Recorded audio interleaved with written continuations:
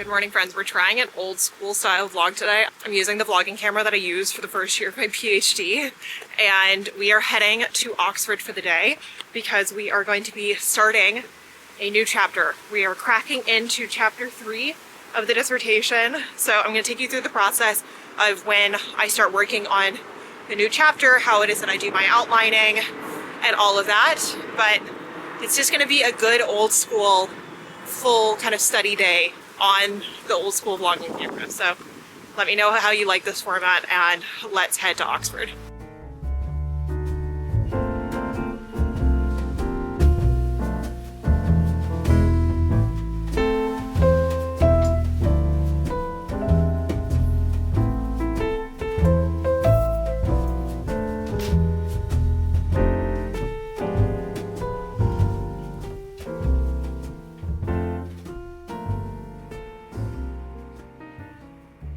Right, I've made it to Oxford and I'm heading over to George Street Social because I'm going to meet up with one of the Accepted Society members, Flora. I think I'm hopefully going to meet up with 2 members today that I've never gotten to meet in person. So I'm meeting up with Flora and Ruth Ann, and I'm so excited.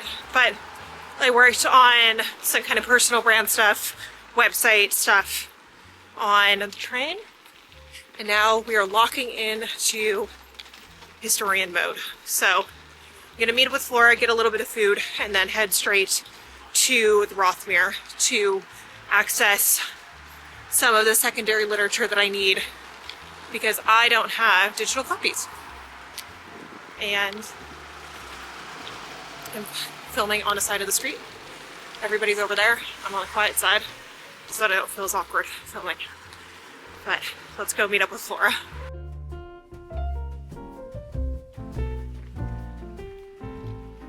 Also, don't get me wrong, I really love a cinematic video, but sometimes it's just fun to whip out my little vlog camera and be a bit more chatty, and also just make it easier to get B-roll because the big camera that I have doesn't have really good stabilization, and this camera doesn't either, but it's just, I guess, I feel less perfection-y when I use my little vlog camera. So I don't know, I'm curious what you guys think. You guys will have to tell me your perception of the footage and the kind of style of this vlog, because it's going to be a little bit different than my typical vlogs, mostly because I can actually talk and like go around. It's not that I don't talk while I'm walking around. I talk to my phone typically, but I'm gonna try to get it all just on the camera today rather than trying to do this mix. And no, it just reminds me of when I was a student here and I was vlogging on my little Canon G7X back in the day. And I love a good cinematic vlog, but sometimes you just want something a little simple.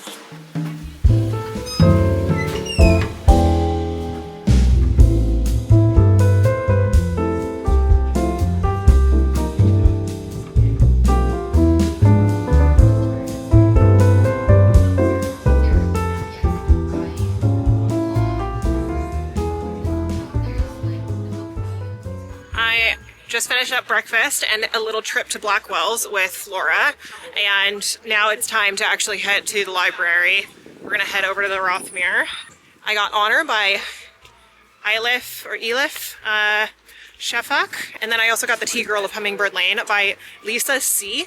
And I didn't know that Lisa C is a white lady who is Chinese American, who also so happens to have red hair. And I didn't know that. I have her other book, Lady Tam's Circle of Ladies, I think.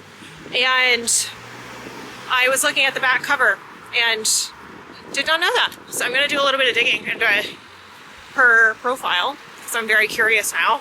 But it is time to buckle down, work on chapter 3, and ideally, hopefully, getting an outline completed and writing up. I would like to have 2 pages written today. So if I could get about like 500, just about 750 words, that would be fabulous.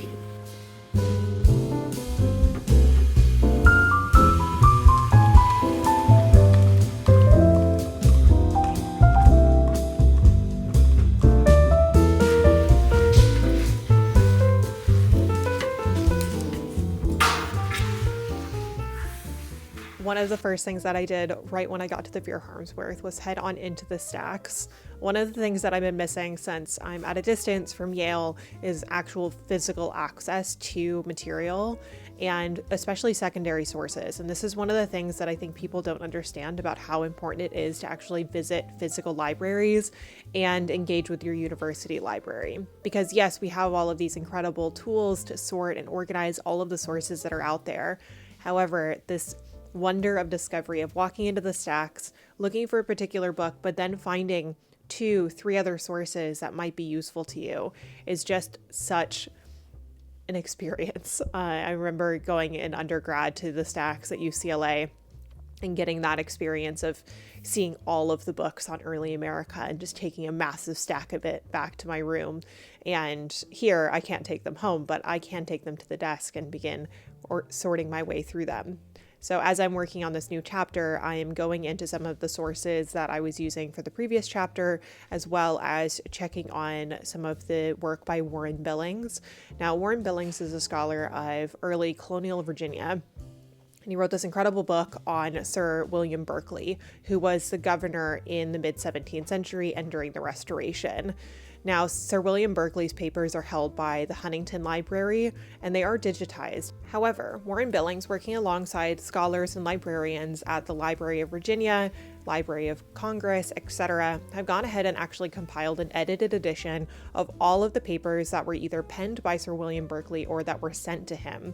And the reason that this is important for Chapter 3 is that this chapter explores the period after the dissolution of the Virginia Company and just before the enacting of the Parta Sequitur Ventrum law in 1662. This is a period in which the statutes of the colony are not readily established, and the General Assembly is seeking to figure out what kind of laws they need to enact in order to meet the commercial interests of the empire. So how is it that they can create labor law, how it is that they can regulate the settlers in order to ensure that they are increasing the amount of profit that they can garner from this colony. And what interests me is the consideration of child labor, how it is that the law either defines the status of children or clarifies what kind of labor they can be forced to perform.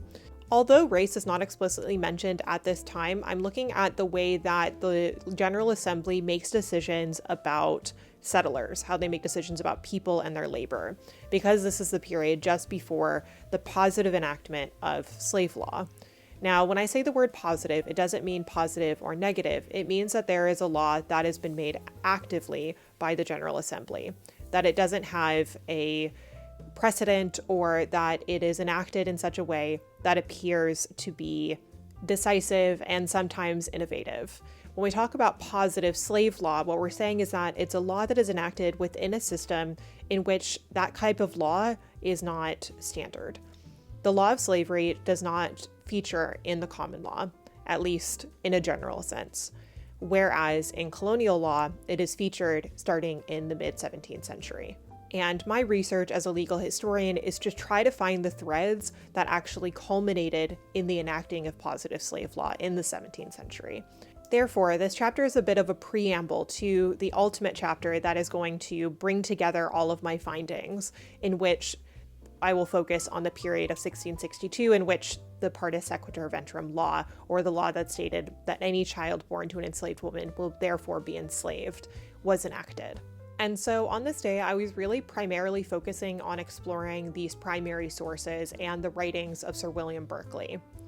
Instead of going into the outline, I was taking my notes and taking my time analyzing the source because it is one of those pieces that is going to play a crucial role in the chapter. And as a historian, I like to be led by the primary sources first and foremost.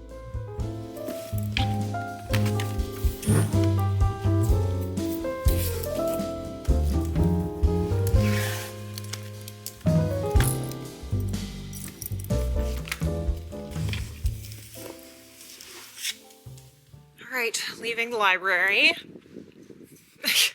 I don't know why I thought I was going to get so much done when I was just cracking open a new chapter. I find that the best way for me to get into a new chapter is to start with one of the critical primary sources for that chapter. And I was looking at Sir William Berkeley's papers, which annoyingly you can only really access in that volume. I think there's also a digital archive, which I need to look into, but it's just so nice because it's all compiled. And I was trying to see if there was anywhere else I could find a copy in London or to buy, but nobody seems to have it, so that's mildly annoying. But there was this like paper that he had written up in 1661 when he was in London about the kind of current state of Virginia, and he mentions the kind of challenge of labor. And the thing that I found interesting in particular is that he makes this comment about how Barbados is more like capable of commoditizing effectively, but that if Virginia essentially had the same resource, that it could basically do the same. And the main thing that makes Barbados unique is climate and enslaved labor. So I ended up taking photos of all of the other pages from that like 1660s moment so I can continue reading it with the scans while I'm at home, but it's just so much better to work in a physical book. And now my brain is a little bit fried. Not totally fried. I feel very energized by the dissertation at the moment. I just needed to spend time with the primary sources today, so I feel like outlining wasn't where I needed to focus because I don't know the grand scope of things. Like, I know the primary sources and I know in terms of chronology how it's going to go, but there's still so much I need to investigate. So it was a productive day. Not quite what I was thinking it was going to be, but that's all right. So what this dissertation is, it's just like a lot of really slow progress and then actually making a pretty big dent in the writing. So I'm actually going to go meet up with Ruthann, and I need something to eat because I haven't eaten since I met up with Flora this morning, and I wanted to stay in the library as long as I possibly could. So I think the covered market's probably closed by now, and I'm going to need to find something because I need a snack. But I don't want to eat a full meal because I'm meant to eat with my partner tonight for dinner. Anyway, I need to stop rambling, but I'm done with my dissertation work for the day. And now we're just going to go socialize and head back to London.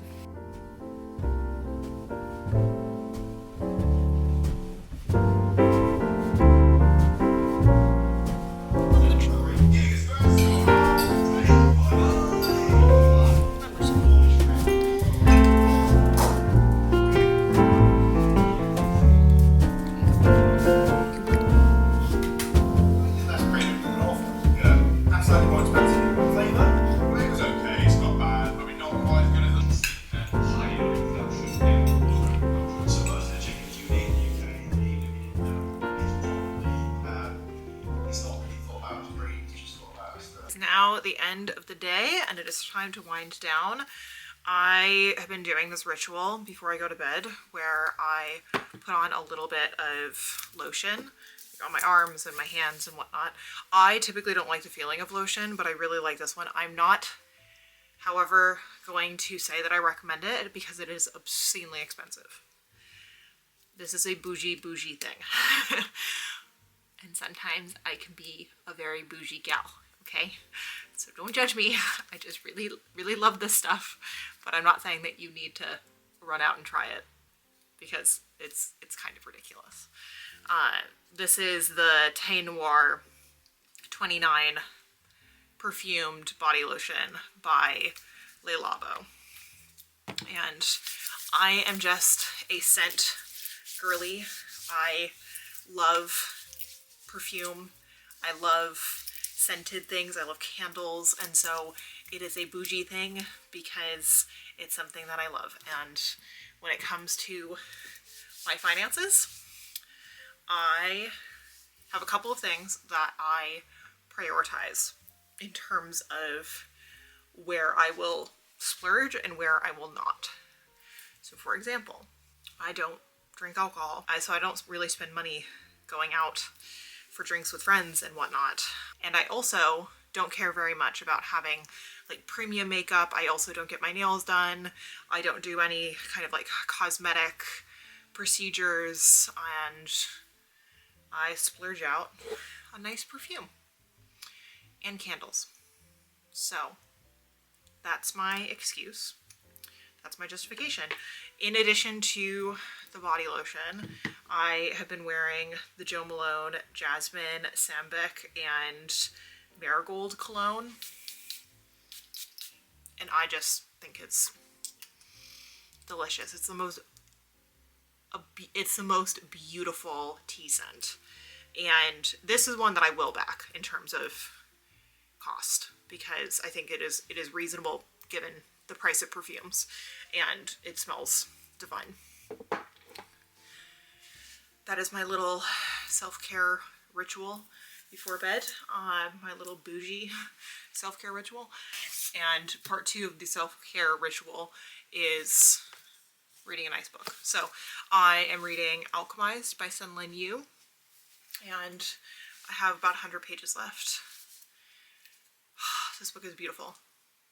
It's so dark and haunting, and definitely check your trigger warnings before embarking on this journey, but it's genuinely one of the best books I've read this year, and I'm really enjoying it. I can hardly put it down. But today was a really good day, and it was kind of fun to just record as I normally would back like 3 years ago. I love making cinematic vlogs. Okay, it's my jam. I love the filmmaking aspect of it. But every once in a while, it's just nice to do a easy, chatty, kind of nonsense, old school vlog. Let me know if you enjoyed the style, and I will see you all in the next episode of the Dissertation Diaries. Thank you, friends. Bye.